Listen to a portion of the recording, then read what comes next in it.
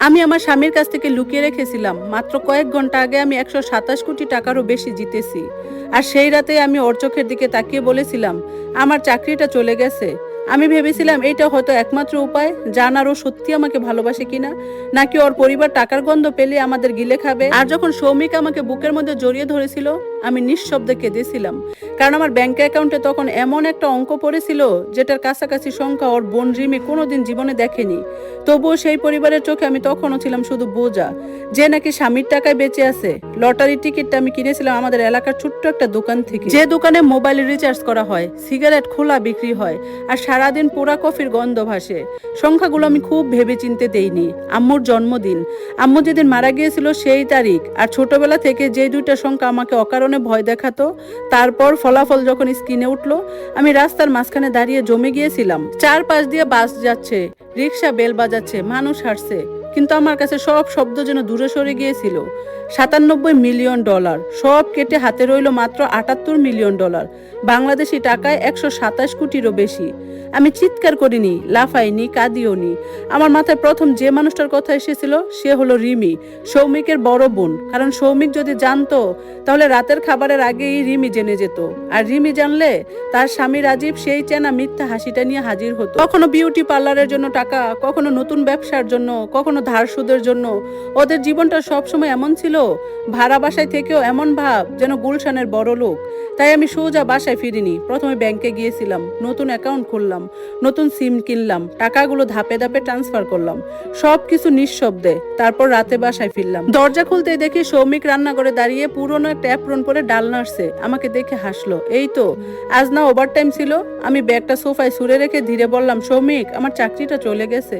ওর হাত থেকে থেমে গেল। ও চুলার আগুন বন্ধ করে ধীরে ধীরে আমার সামনে এসে হাঁটু গেড়ে বসলো। কখন? আজ কোম্পানি নাকি লোক কমাচ্ছে। আমি ওর চোখের দিকে তাকাতে পারছিলাম না, অপরাধ বোধে না, ভয় হচ্ছিল যদি হতাশা দেখি।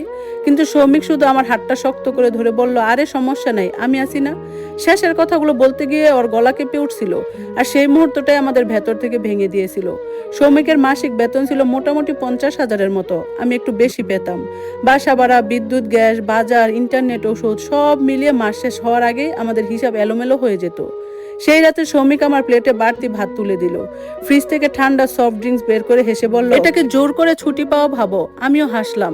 আর আমার পাশের ড্রয়ারে তখন একটা ফোন রাখা, যার ভেতরে ১২৭ কোটি টাকা ঘুমিয়ে আছে। পরদিন সকালে সৌমিকের মেসেজ এলো, রিমির জন্য যে গোল সেট বুক করেছিলাম সেটা ক্যান্সেল করছি, ৪,২০,০০০ ফেরত পাইছি। টাকাগুলো তুই রাখ, বাকিটা আমি ম্যানেজ করব। আমি অনেকক্ষণ স্ক্রিনের দিকে তাকিয়েছিলাম। ওই সেটটা ছিল রিমির বিবাহ বার্ষিকীর গিফট। রিমি জোর করে সৌমিককে কিনতে বাধ্য করেছিল। তার সেই পুরনো কথা, তুই আমার একমাত্র ভাই, নাকি তোর বউর কথায় চলিস এখন।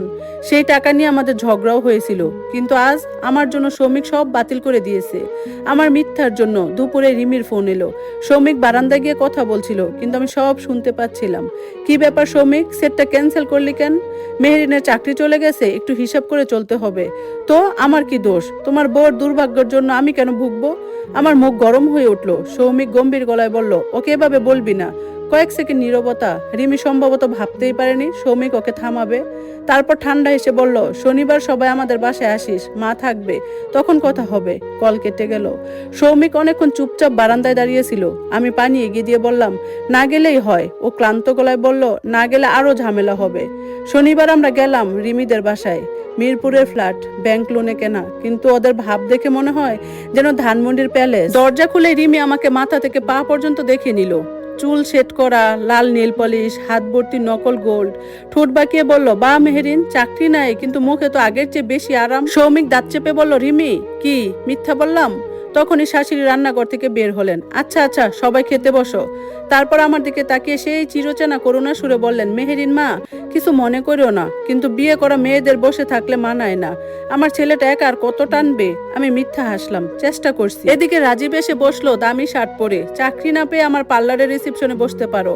রিমি হেসে বলল, ওর জন্য পারফেক্ট। সৌমিক গ্লাস নামিয়ে বলল, আমার স্ত্রীকে নিয়ে মজা করিস না। খাওয়া শেষ হতে ১ ঘন্টাও লাগেনি, কিন্তু প্রতিটা মিনিট আমার শরীর পুড়িয়ে দিচ্ছিল। রিমি ৩বার টাকার কথা তুললো। রাজীব ২বার তার বড় বিজনেসের প্ল্যান নিয়ে গল্প করলো। শাশুড়ি বারবার দীর্ঘশ্বাস ফেললেন। শুধু সৌমিক পুরো সময়টা টেবিলের নিচে আমার হাত শক্ত হয়ে ধরে রেখেছিল।